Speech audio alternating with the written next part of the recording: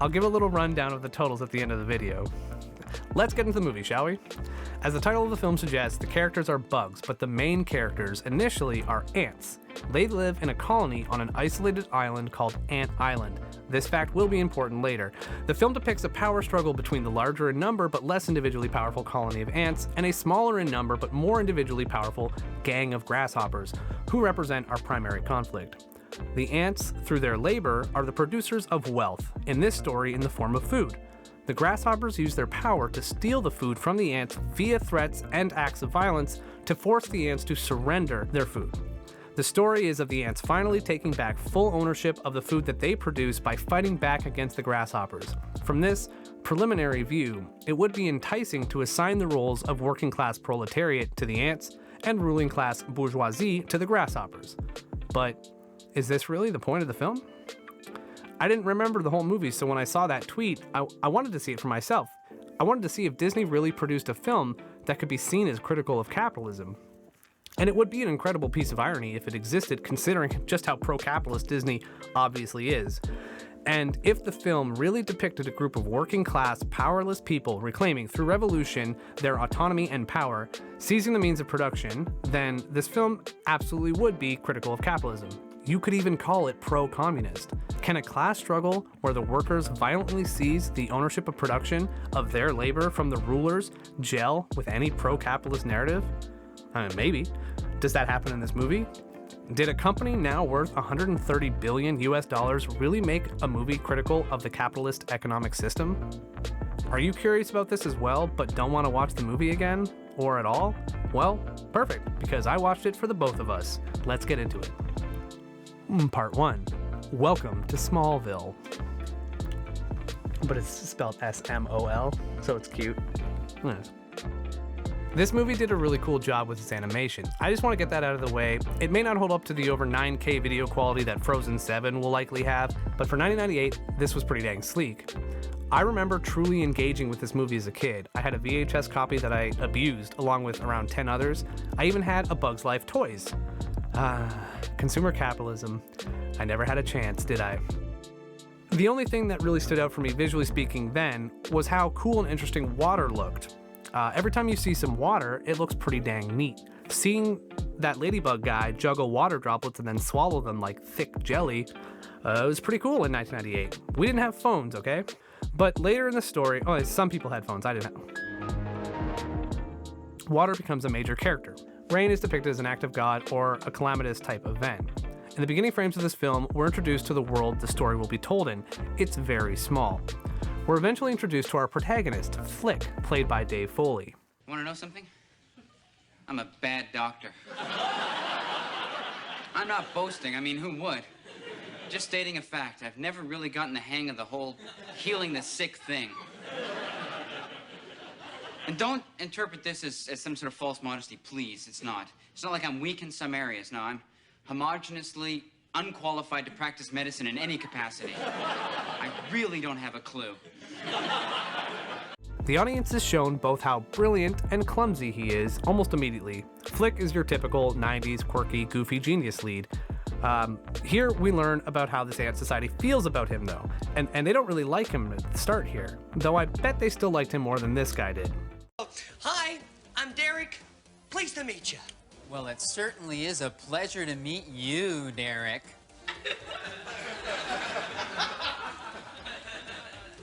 I'm sorry if I bothered you. Oh, no, you're not bothering me, Derek. Far from it. There's nothing I would rather do than just stand here and chat with you. You know, really get to know you. Look, I don't think there's any need to be sarcastic. Oh, I'm not being sarcastic. No. This is just a little speech impediment. I can't help it.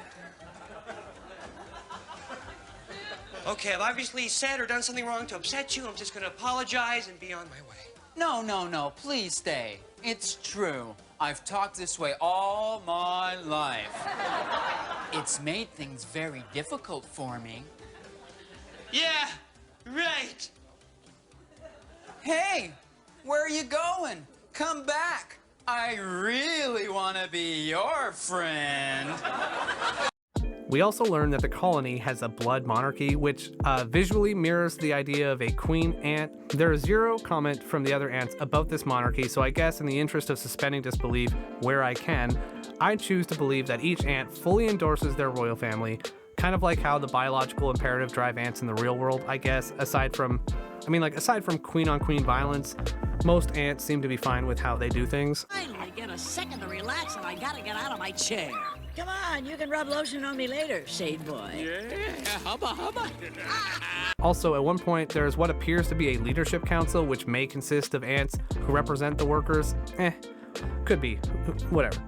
But since the monarchy is in the movie, it wouldn't be a proper leftist review if I didn't remind people that monarchies are bad. If you support them, we fundamentally disagree on how society ought to be structured and what qualities are most important for determining leadership. Hint, genetics should not be the only determining factor. That aside, since all the ants seem to consent with the monarchy for the purposes of determining baseness, I'm just not going to talk about it again. Moving on, we discover that the current queen is not long for her professional duties. The queen, played by the late great Phyllis Diller, is in the process of training her daughter Princess Ada, played by Julia Louis-Dreyfus of Seinfeld fame. I met this lawyer, we went out to dinner, I had the lobster bisque, we went back to my place, yada, yada, yada. I never heard from him again. But you yada yada over the best part. No, I mentioned the bisque. We get this weird moment where the princess is being mildly harangued by the subordinate, and then she apologizes, and in the same scene, we see the queen being doted on by servants giving her shade, and then she tosses us a bone when she orders the servants to find someone else to give shade to, which is kind of cool, I guess, if you ignore the ramifications of making monarchies seem approachable and fair, which they are not.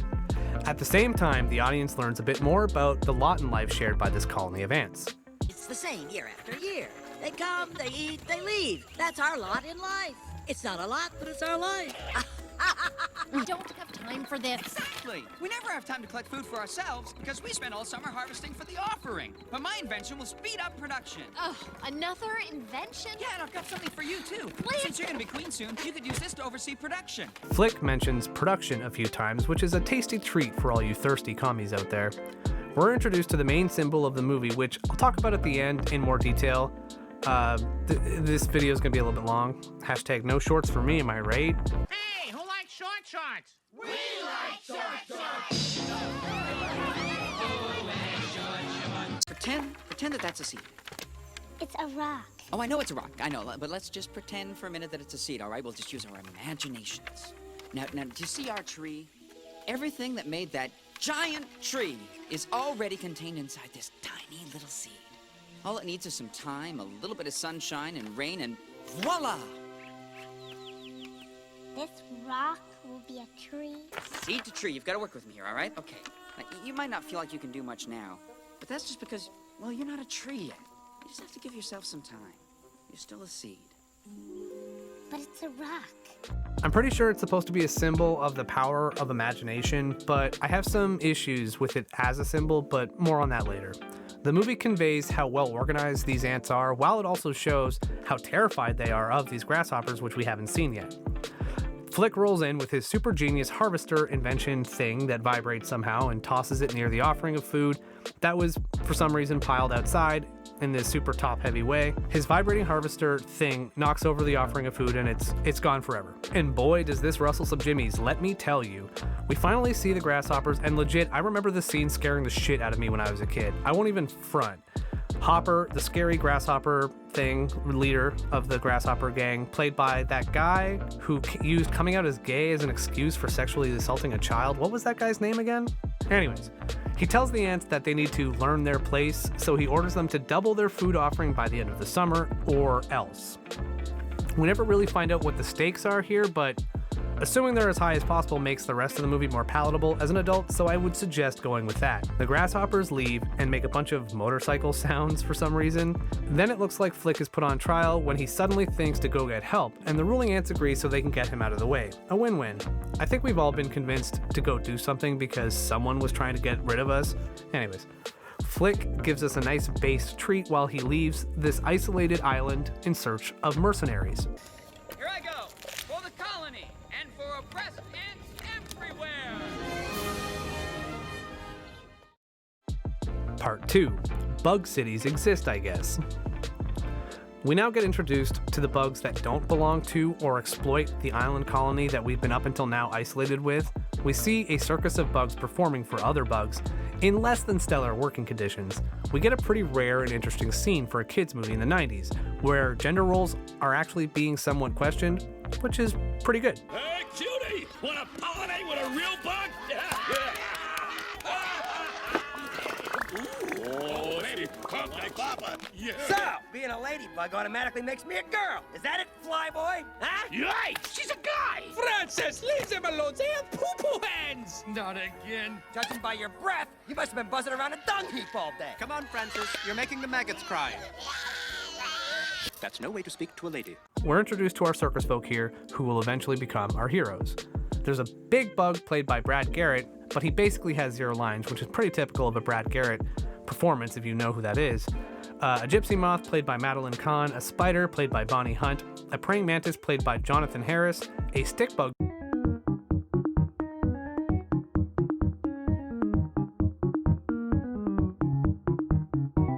played by David Hyde Pierce, a ladybug played by Dennis Leary, for real.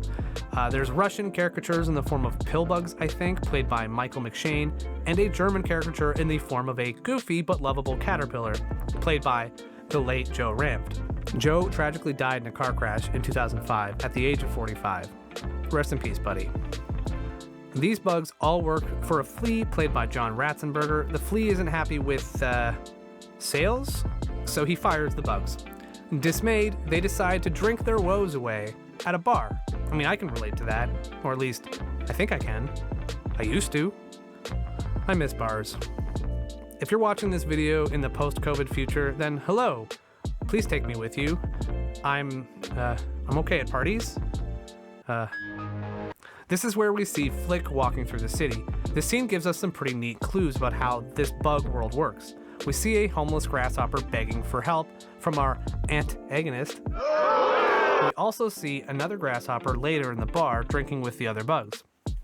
This shows us that there is integration between bugs, which I guess is base, but so is not getting punched in the face. It's admittedly a low bar.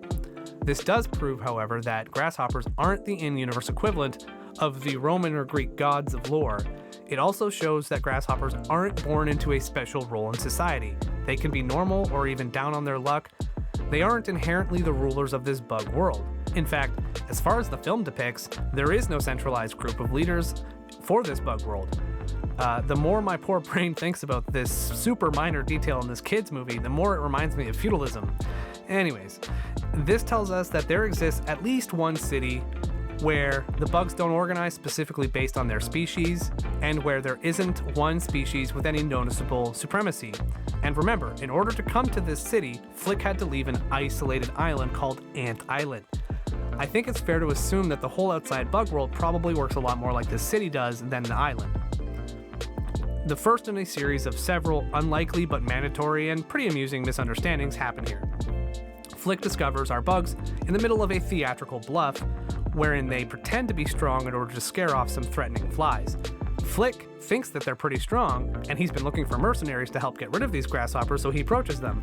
The conversation is kind of neat because it has to go a certain way for the misunderstanding to be maintained and for the plot to continue. The circus bugs think they've been hired to perform for the grasshoppers, whereas Flick thinks that these heroes have agreed to fight them.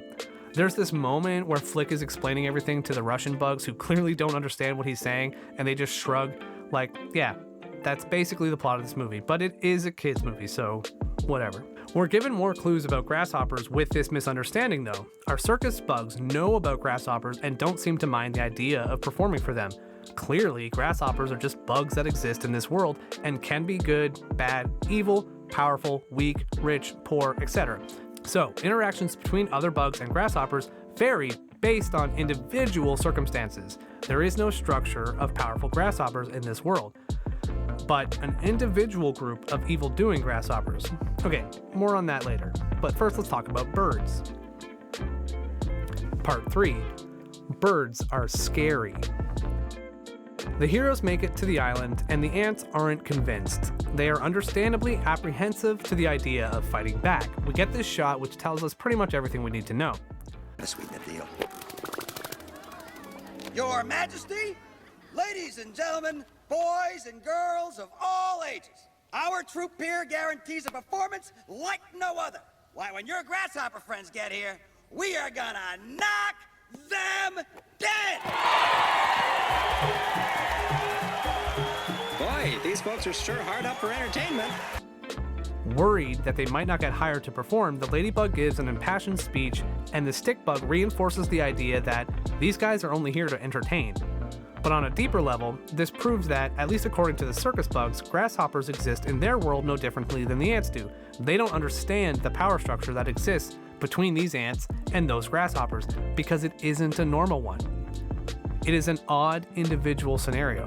These circus bugs have never heard of an institution of powerful grasshoppers that oppress ants. At least, not until a few seconds later, when the cute kid ants explain the whole situation, and the circus heroes realize that they've had a bit of a misunderstanding. I tell you a tale of heroes so bold who vanquished our grasshopper enemies of old. Look, the last leaf has fallen. We are the grasshoppers. Where's our food? Who will come to save us poor ants? We are the warriors, here to defend you. I die.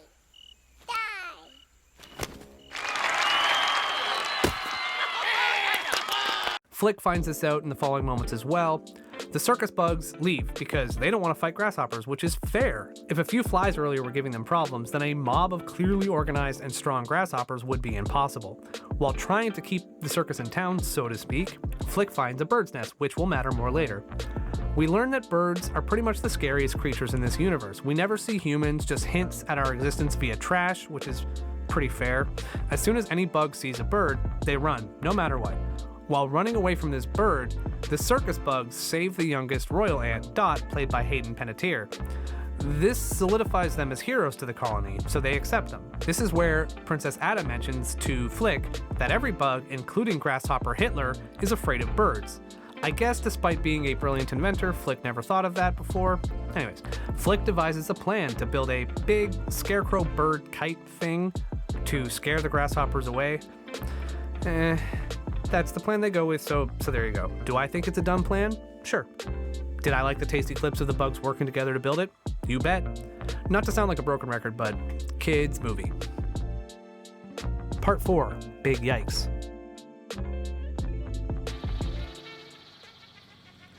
Look at me, I'm barefooted. Yo, poquito.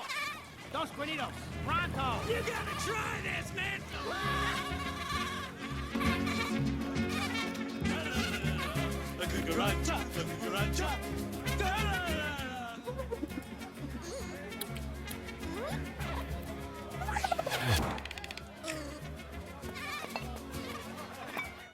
Once the bird plan has been set up, the movie cuts to the grasshoppers' hideout, and boy, is this scene unfortunate.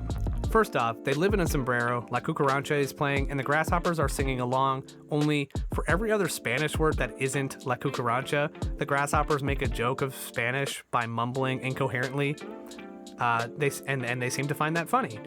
Again, for some reason, their wings sound like motorcycles, which is just a weird choice to continue making, in my opinion. Let's talk about the scene for a few seconds anyways. In a way, it's kind of cute to use the song because it's Spanish for cockroach, and they do look a lot like grasshoppers. Also, it would be logical to assume that these grasshoppers live in Mexico, especially if you consider the fact that Disney is based out of Florida, which is not that far away from Mexico. Therefore, it's not a stretch as to where these Mexican cultural references could have derived. Sure, fine, whatever. Instead of having a Spanish accent, though, these grasshoppers talk and act like stereotypical Italian-American mobsters, not the kind of hat-on-hat that sparks joy for me. With all that taken into consideration, the scene has serious problems. If you don't count 2 characters with Russian accents and 1 character with a German accent, this is the only human culture that gets a bug equivalent, and I find that a bit strange. Why did these batty grasshoppers get coded with Mexican culture? It's weird. What's the point of that? Obviously, this isn't the worst cultural depiction in a Disney film, but it's still annoying. It feels like Mexican culture is being reduced to a caricature for no discernible reason. Despite all that, this is the location of a very politically relevant moment in the film. An ant that stood up to me. Yeah, but we can forget about him. Yeah, it was just one ant. Ooh. One ant. Yeah, you're right. It's just one ant. Yeah, boss. They're puny. Puny? Say, let's pretend this grain is a puny little ant. Did that hurt? Nope. Well, how about this one? Are you kidding? How about this?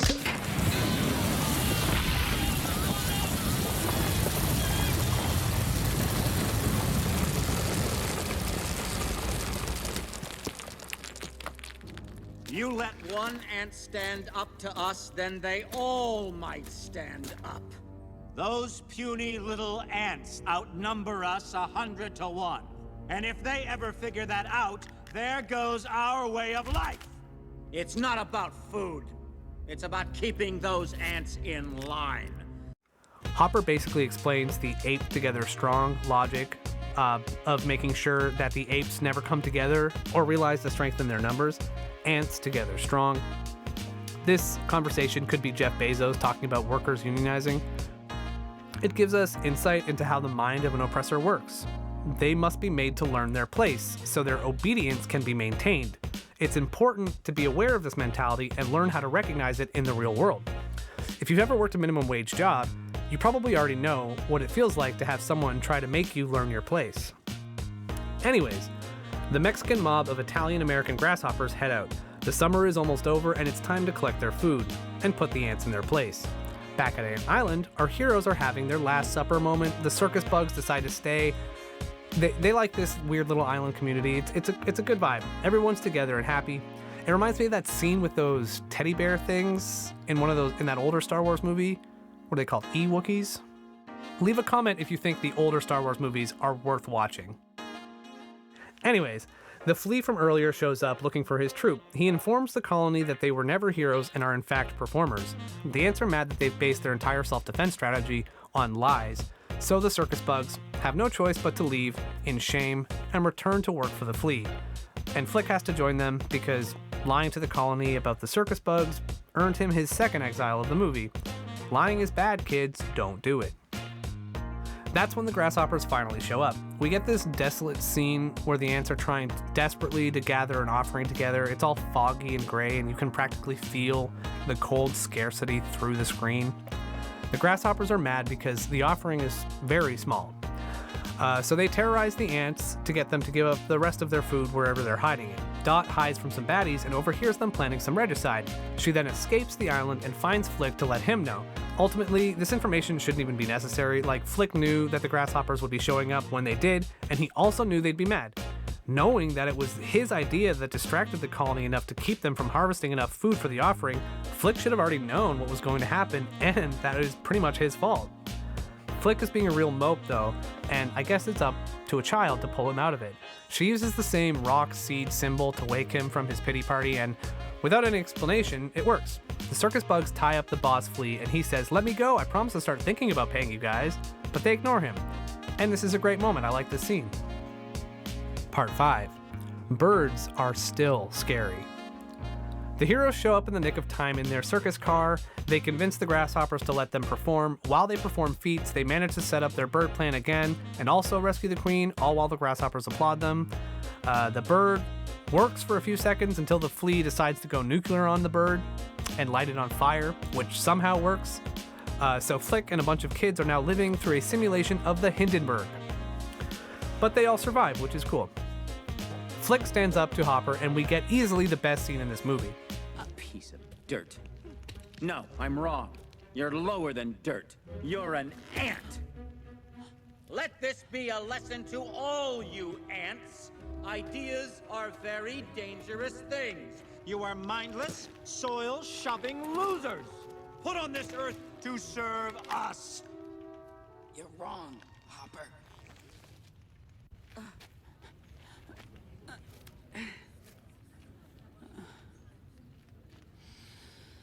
Ants are not meant to serve grasshoppers. I've seen these ants do great things. And year after year, they somehow manage to pick food for themselves and you. So who is the weaker species? Ants don't serve grasshoppers. It's you who need us.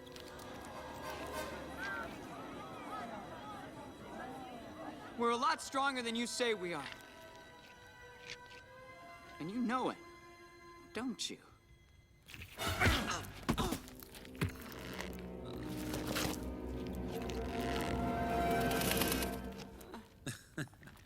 Well, princess.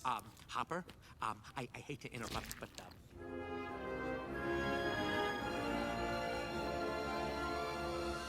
You ants stay back!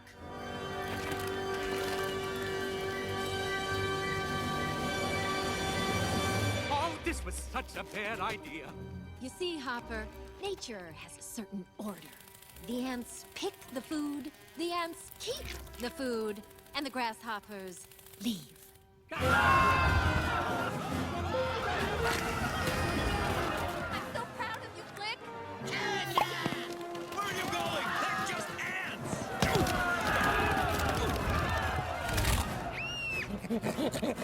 No!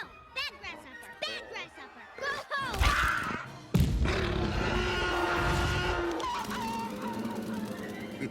Yeah!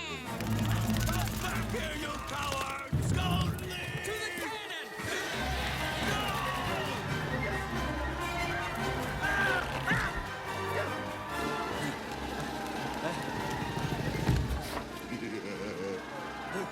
Happy landings, Hopper. By standing up to Grasshopper Hitler, the rest of the ants finally learn how to count and begin revolting. This is the most badass and base scene in the entire movie. I love it. I love it so much, in fact, that I can't help but feel a little disappointed that the movie didn't end right there, right after they put Hopper on that totally not a guillotine baster cannon. But the movie continues on, and I guess we should talk about that. Instead of getting a nice launching of the overthrown ruler, the weather turns. Rain interrupts the rebellion, much to my dismay. Hopper escapes during the chaos the rain creates and goes after Flick. While they struggle, Flick has a bit of help, but Hopper's been completely abandoned by his other baddies by now. Flick leads Hopper to the bird's nest from earlier, while Hopper's in the middle of explaining how he's going to get more baddies to come back and be even badder to them. As if blessed with some sort of omnipotence, the bird shows up and deals with our baddie once and for all, by feeding him to her chicks.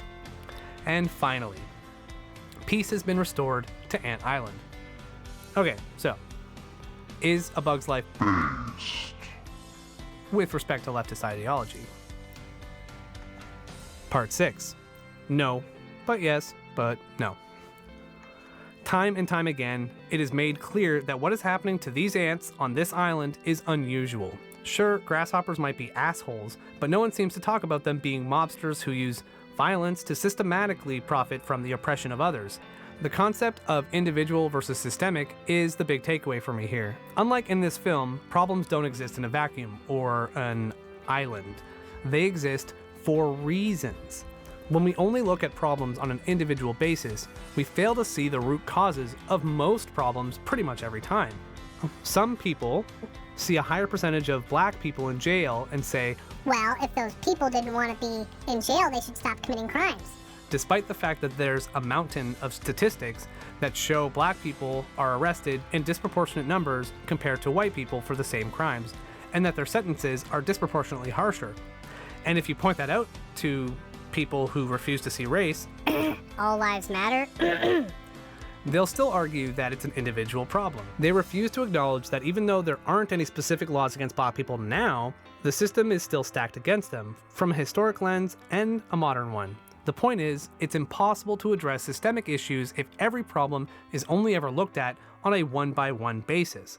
We can't solve sexism, racism, homophobia, transphobia, ableism, etc. if we refuse to accept reality and instead choose to live in a dream world where everything works exactly like we think it's supposed to.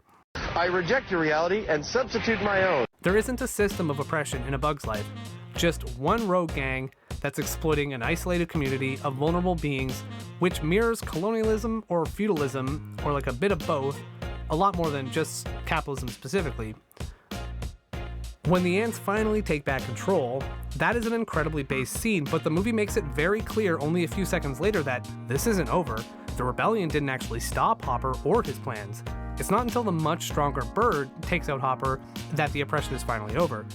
And keep in mind, this bird has eaten some of those ants, and will continue to do so. This bird is no hero. It's clever that Flick led Hopper to the bird, but I don't like the idea that the only way Hopper, and therefore the oppression, was defeated was because something more powerful killed him. I don't like that the ants needed help from an entity that is indifferent to their plight and have previously terrorized them and will continue to do so. This undercuts the proletariat revolution our bugs just pulled off. It almost feels like they had this guillotine ending and someone at Disney or Pixar, I wonder which, didn't like that, so they added more to it. I'm speculating, but that's just the feeling I get watching this movie. Either way, that's where the movie should have ended, in my opinion, because then we'd have one of the most based animated films ever made. But instead, we have A Bug's Life, and it's still good. As I mentioned earlier, I counted how many instances of cooperation that occurred in this film, and woo-wee! My Workers of the World Unite counter hit at least 40 when I sat down to watch this. Maybe you can find more if you watch it, but I don't recommend doing that because it's kind of a weird way to watch the movie. That's a lot. Cooperation is good, kids. Please do more of it, until you become rich, and then it's screw you got mine time, right? Okay, now I think we can finally overthink the symbolism. Yay! Part 7. Rocks aren't seeds. Finally, let's talk about the rock seed symbolism that straight up becomes a punchline at the end. I'm probably wrong about this, but it rubbed me the wrong way. I guess the whole point is that a seed, much like an idea or a person, needs time and love to grow.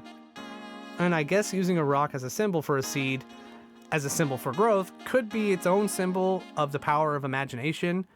It works initially because it's Dot complaining about being small and Flick saying, well, hey, you're just a seed right now. One day you'll be a tree. But like, they're surrounded by plants and shit. There's obvious, they're easily could have found a seed. Their whole job is harvesting food. There is no lack of seeds on this island, so there was really no point to not use seeds for this metaphor. It's kind of like the caterpillar one day becoming a butterfly of it all. But the problem is, the seeds that they keep using as symbols aren't seeds, they're rocks. Like, I get that the audience is supposed to feel in on the joke with Dot and Flick, but that doesn't take away from the fact that given ample time, water, and love, the only thing a rock does is get smaller. That fact certainly doesn't care about my feelings. It just feels like the symbolism of this movie was intentionally neutered for some reason. Even when Heimlich finally becomes a butterfly, he looks essentially no different. He just changes color a bit and grows some tiny wings that he can't really use. It almost feels like they were intentionally undercutting their own symbolism. Like, yeah, seeds can grow, but every time a seed gets used, they use a rock. I'm probably wasting way too much time on this, but it annoyed me. In the 3 moments when the seed rock metaphor simile thing is used, the only time they even remotely try to explain it is the first time near the beginning of the movie. By having a reference to a symbol instead of actually using that symbol, it makes the symbol confusing, while it also reduces it to a punchline. They use it every now and then, but it adds nothing to the story, in my opinion. It's just another moment where this movie takes something that, could have been cool, I guess, but it just ended up being meaningless. To me, the bird being the ultimate hero at the end is a microcosm of how this movie danced around the story they were telling. The rock seed symbolism inception that occasionally shows up works to undercut the based pro-rebellion heart of this film. The seeds of any great idea cannot be stopped. Progress always finds a way. You can't keep a group down forever. Eventually they'll fight back and try to break their chains. But instead, we have a great scene of rebellion that gets immediately stopped by rain. The rebellion is engaging, but totally undercut by Hopper's insistence on continuing the oppression, only to then be stopped by a more powerful bird. Power stays with the powerful. And lesser of two evils politics is not based. Gradual progress is more or less an illusion, best visualized for American viewers with the ratchet effect.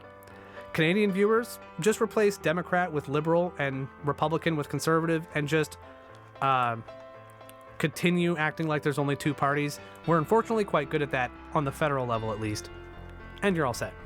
All in all, however, Disney Pixar's A Bug's Life clearly resonated with a lot of people, enough that here I am talking about it decades later. I guess that goes to show that even if a great idea is a rock, it'll still find a way to do something. Why couldn't they have just used seeds? Why couldn't they have just let the dang bugs free themselves? Why are there so many degrees of separation between the really good aspects of this movie and the final product? But yes, considering the fact that Disney made this film and that they interrupted their off with the heads moment during the Pearl Rebellion, I can't consider this movie based. But we should appreciate it for what it is. It's a good movie, especially if you watch it as a kid. I mean, at the end of the day, it was made for kids, and you have to give it credit for being entertaining to watch for people who aren't kids too. I watched it as a kid and I liked it. I watched it years later, and I still liked it, though I imagine for different reasons. And no matter what plot points you focus on, there is a special quality about this story. It really is a story about oppressed people finally being freed, though with a lot of help. And yes, it ignored systemic oppression for the much more unlikely story of isolated oppression, but I wouldn't expect a kids movie in 1998 to be pro-worker and anti-capitalist. And really, this movie is a lot closer to being critical of colonialism or feudalism rather than capitalism if you think about it, but I don't really recommend doing that.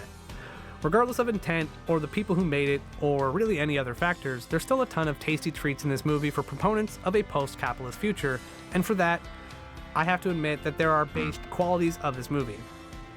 The fact is, capitalism needs to end if we want any shot at stopping our climate from being destroyed beyond repair. We are walking down the path of our own extinction because a handful of people would lose some money and power as a result of choosing a different path. Despite what some people might say, we will be fine without it. Capitalism is not the structure of our society. It is just the structure of how wealth is distributed. And I don't know if you've noticed this yet, but it is not good at distributing wealth. But I won't get into that in too much detail here, though I am planning on doing a video on the history of capitalism. So if that's something that tickles you, subscribe so you can see when that comes out. Cheers. Shout out to Vicky1999 on YouTube, who made a much shorter but ultimately very similar video a few years ago. I didn't notice that video existed before I made this one, but they're pretty different, so hopefully Vicky doesn't mind. I hope to make more videos, but I still need to learn a lot about how to write and edit these dang things. I have a ton of ideas, and I'm planning on trying to carve out my own little slice of leftist YouTube/breadtube with these videos. I warmly welcome any and all criticisms, suggestions for potential videos. Hit that subscribe button if you want to join this little community, and welcome to the LBC. See you next time. Based on the symbolism, does that mean that the bird is God? No, the bird is Jeff Bezos. Okay.